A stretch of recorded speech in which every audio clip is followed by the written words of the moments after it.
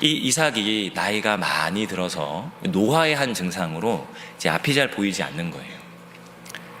1절 후반부, 맏아들 에서를 불러 가로되 내 아들아 하매 그가 가로되 내가 여기 있나이다 하니 이삭이 가로되 내가 이제 늙어 어느 날 죽을는지 알지 못하노니 그런즉 내 기구 곧 전통과 활을 가지고 들에 나서 나를 위하여 사냥하여 나의 즐기는 별미를 만들어 내게로 가져다가 먹게 하여 나로 죽기 전에 같이 읽겠습니다.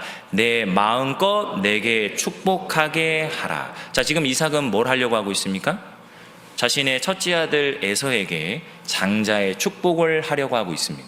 자, 그런데 우리는 성경을 통해 배웠죠? 하나님은 누구에게 장자의 명분과 축복을 주기를 원하십니까? 에서, 첫째 아들이 아니라 둘째인 야곱이죠. 자, 그러면 이삭의 이 행동은 하나님의 거룩한 뜻과 반하는 행동입니다. 그렇죠?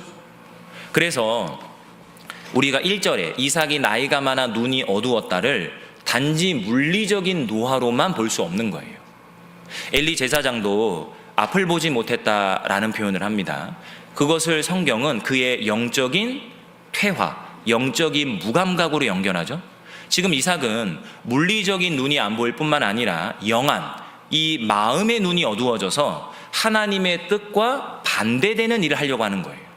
하나님은 야곱에게 장자의 축복을 주기를 원하시는데 이삭은 자신의 첫째 아들 에서에게 이 장자의 축복을 주려고 하는 겁니다. 이제 하나님이 개입하셔야 되죠.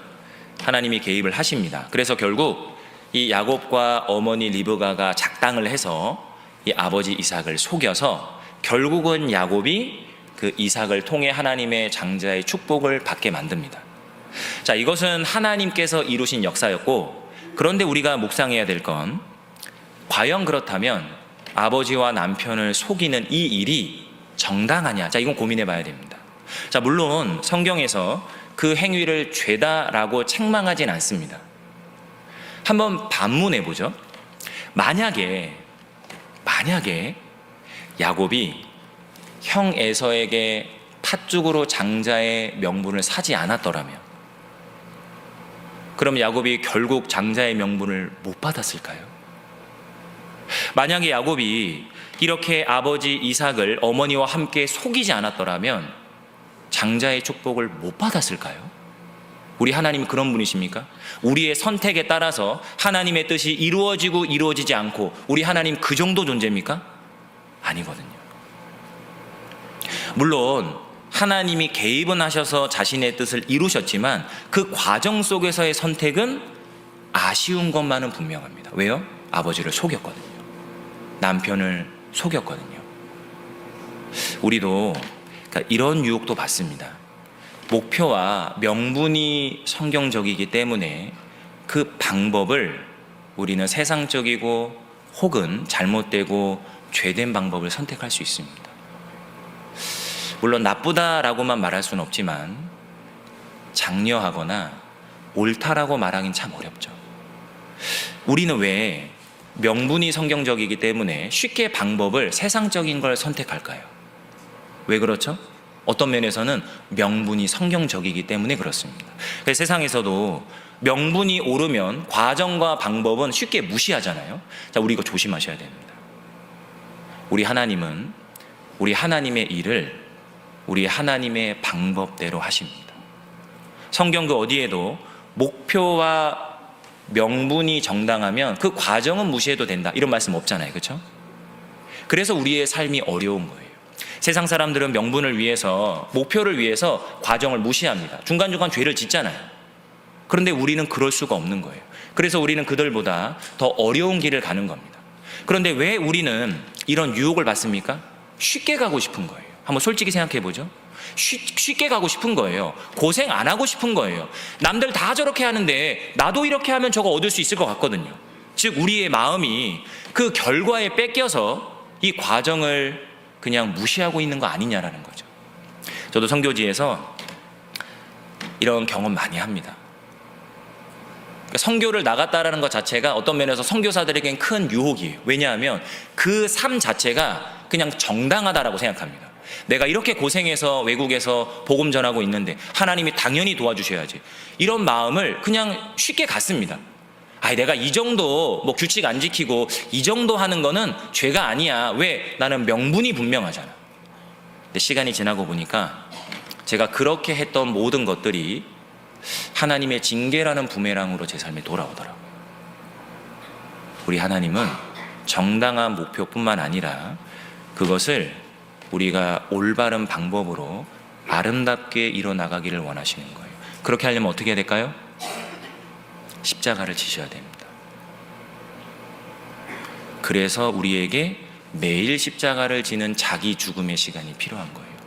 사도 바울은 왜 복음을 전한다는 훌륭한 명분인데 그의 삶을 보면, 그의 과정을 보면 정말 몇 번이나 죽었을 것 같은 고통 속에서 살았잖아요. 왜요? 하나님의 방법을 지킨 거예요. 그래서 그 길을 간 겁니다.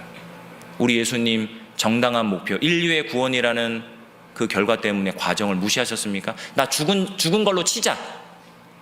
나 그냥 죽은 걸로 치자. 이렇게 하셨습니까? 아니요. 실제로 그냥 죽으신 거예요. 우리가 하나님이 우리에게 짊어주신 그 십자가를 지고 싶지 않은, 즉 편하게 가고 싶은 마음이 있으니까 결과를 가지고 과정을 정당화하는 겁니다. 그러시면 안 돼요. 그거는 예수님이 걸어갔던 길이 아닙니다. 그건 우리 사도 바울이 걸어갔던 길은 더더욱 아닙니다. 그래서 우리의 삶이 고달픈 겁니다. 그래서 우리는 서로를 위로해 줘야 되는 거예요. 그래서 세상 사람들은 우리를 어리석고 지혜롭지 못하다라고 말하는 겁니다. 한 번 마음 꺾으면 되는데, 너 양심 한 번 접으면 되는데, 딱 한 번 눈 감고 거짓말하면 너가 원하는 거 편하게 얻을 수 있는데 왜 그렇게 어리석고 무식하게 사냐라는 거죠.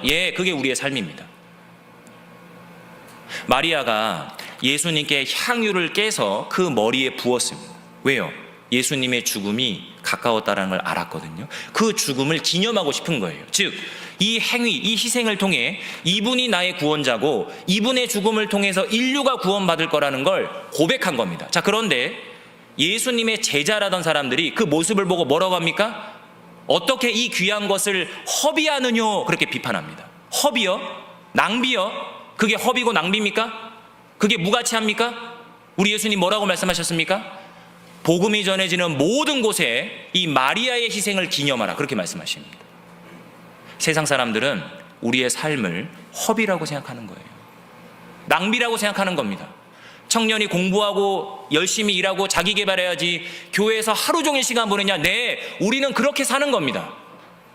우리는 세상 사람들이 볼 때 허비하는 삶을 사는 거예요.